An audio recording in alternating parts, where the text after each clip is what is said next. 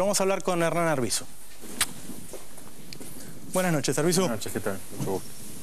Primero, vamos a presentarlo para saber con quién estamos hablando. Entró en la banca privada del JP Morgan el 6 de noviembre de 2006. 2006, Ajá. sí. Antes de trabajar en Morgan, trabajé en la Unión de Bancos Suizos, en Citibank, Bank Boston y Deutsche Bank. Siempre en el mismo negocio, el negocio de banca privada. ¿Qué hacías en el JP Morgan? En JP Morgan era banquero privado desde Nueva York. ¿Qué hacía? Yo cubría cuentas de argentinos que tenían cuentas radicadas por custodia en el banco en Nueva York. Uh-huh. ¿Habitualmente es dinero blanco, es dinero negro, en tu experiencia? Bueno, todo el mundo dice que el gran cáncer de la Argentina son los 300.000 millones de dólares de argentinos que tienen depositados en el exterior, que están declarados. Yo este negocio lo hice, como te dije, alrededor de 20 años. De los 20 años, pasando por todos estos bancos, vi cuentas más o menos de argentinos y que tengo registradas en mi memoria por alrededor de 20.000 millones de dólares. He visto empresarios, deportistas, gente de la farándula, periodistas. Nunca he visto un político. Y si me preguntás esos 20.000 millones de dólares, ¿cuántos no eran declarados en el país? Y te diría 19.999 millones. De hecho, los bancos nos imponían muchísimas y estrictas normas. O sea, más del 99% del dinero que manejaban. Exactamente. JP Morgan era dinero negro de grandes estrictas normas de confidencialidad para llegar al país. Es decir, si nos llegaban a tratar de robar el maletín, teníamos que entregar la vida antes que el maletín. Era toda una estructura, obviamente, que era por la confidencialidad, no cabe duda. Vamos por partes. Contame vos bien cómo fue el negocio con las FJP y el dinero de los afiliados. Bueno, con los FJP, en julio del 2007, ya se veía venir una crisis importante en el mundo, ¿no es cierto? Justamente en lo que es la revisión de mitad de año con nuestros jefes, nos dijeron que estaban preocupados porque iba a empezar a echar gente, porque el banco obviamente tenía que empezar a reducir costos, tenía que bajar la mayor cantidad posible la exposición al riesgo. Sumado a eso, todos los economistas del banco empezaban a recomendar a los administradores de inversiones que trataran de posicionarse la mayor porcentaje de las carteras en cash. Porque cuando la cartera, es decir, el menor riesgo entre estar en acciones o en bonos, el menor riesgo es estar invertido en cash. Y ahí es cuando sale Clarín con Bueno, Clarín sale. Hay que recordar que la relación a través de Roberto Sorno, que Roberto Sorno fue gerente financiero de Clarín hasta el día martes y el miércoles pasó a ser funcionario de Morgan, atendiendo las cuentas de Clarín. Con esto hay que decir que la relación con Clarín era una hotline que se hablaba 25 veces por día, un ida y vuelta continuo. La acción de Clarín sale en octubre del 2007. Nosotros ya sabíamos desde julio que se venía una crisis. De hecho, se estaban reduciendo la exposición en las carteras del banco. De los mismos clientes. Los clientes que tenían invertido con nosotros dinero, se les estaba bajando la exposición en las carteras, tratando de pasar mayor cantidad de cash, justamente para, ante una crisis, el efecto del riesgo sea el menor. Tener un colchón sobre las carteras. Justo la casualidad que en ese momento el banco empuja e impulsa la salida de las acciones del Grupo Clarín. Había quebrado el banco Northern Rock en Inglaterra, que no había pagado, que había cumplido un incumplimiento. Ya había habido un corralito en Islandia. Y en la biografía no autorizada de Manieto, él propiamente dijo que no quería pasarle lo que le pasó en el 2000, que se vio frustrada la emisión al mercado. Había que apurar la emisión. ¿El que se ocupaba del tema, dijiste el nombre? Roberto Sorno. Roberto Sorno. O sea, se ocupaba de... Sí, Roberto Sorno cambió un sombrero por el otro. Después pasó a ser Alejandro Escanavino, entre otros, ¿no es cierto? Que todavía está en Clarín. Calculo que todavía está en Clarín. Sí, en la gerencia financiera. Sí. Está bien. Contame cómo lavó el dinero, Clarín. ¿Cómo lavó el dinero? Yo te voy a decir, para ser preciso, esto es del balance de Clarín del 30 de junio del 2011 presentado ante la Comisión Nacional de Valores, ante la Bolsa de Londres y ante todo el mundo.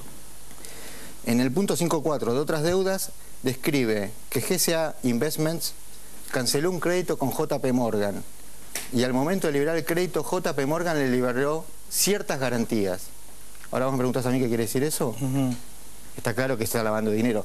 Es decir, una empresa de esa envergadura, para endeudarse, es muy difícil que necesite garantías reales, salvo que sea un proyecto de bienes de uso.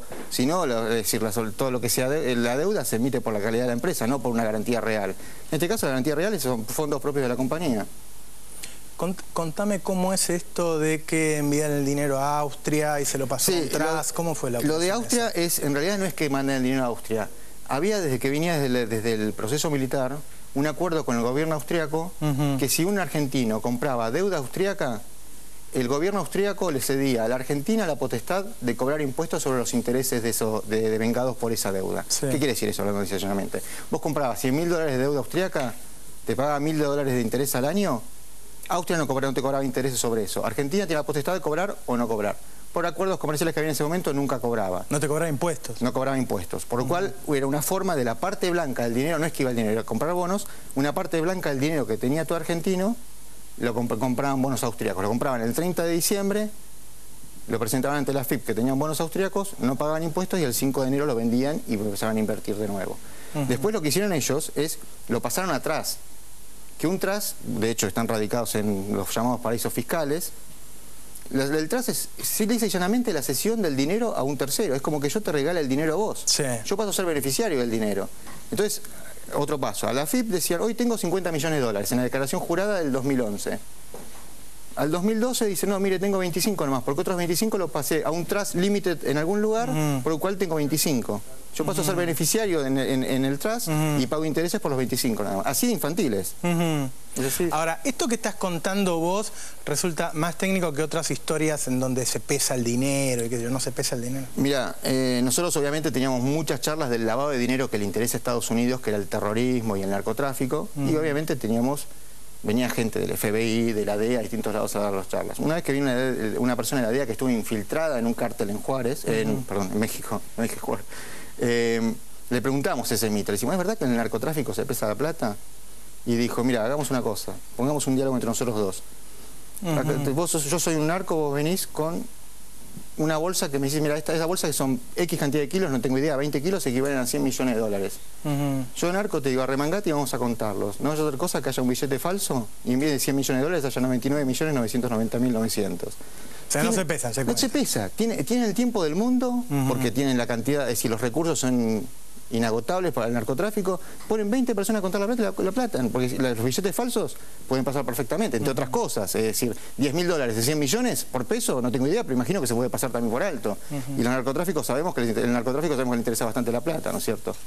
Así que no creo que den... ¿Por qué lo contás, Hernán? Mirá, obviamente, es decir, yo cometí un error en Estados Unidos, en el cual no me quedé con un peso, eso el banco lo puede demostrar. Dicho sea de paso, en mi pedido de extradición, lo único que manda la justicia americana es una planilla de Excel diciendo el día tanto transfirió $500.000. No da ni número de cuenta del cliente, ni ningún otro, ni nombre del cliente. Obviamente, porque si no, pues si no están confirmando que esos clientes son clientes argentinos que tienen el dinero en el extranjero sin declarar, evadiendo impuestos y posiblemente después lavando dinero. Es decir, están cometiendo un delito. Lo primero que me movió fue justamente decir, bueno, está bien, me van a pedir por un fraude que fue por una presión de unos paraguayos narcotraficantes que se pueden googlear y están ampliamente conocidos. Tuve presión, saqué plata de una cuenta que no era la correspondiente.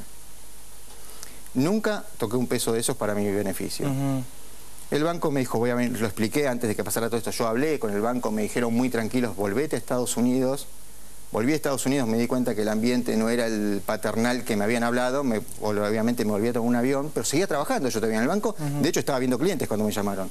Bueno, lo hice porque obviamente era una forma de decir ante la justicia argentina, sí, esta gente me está viendo por extradición, pero esta gente son los principales lavadores de dinero y son los causantes del gran cáncer de la Argentina, que es la evasión. No es ni el narcotráfico ni nada, es la evasión impositiva que se traduce en el hambre en el pueblo, en la pobreza en la gente, ¿no es cierto?